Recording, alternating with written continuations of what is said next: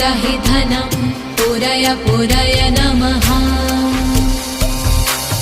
ॐ ह्रीं श्रीं क्लीं श्रीं कुबेराय अष्टलक्ष्मी मम ग्रहे धनं पुरय पुरय नमः।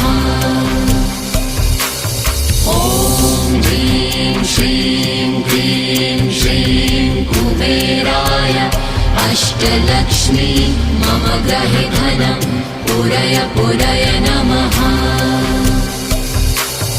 ॐ ह्रीं श्रीं क्लीं श्रीं कुबेराय अष्टलक्ष्मी मम ग्रहे धनं पुरय पुरय नमः।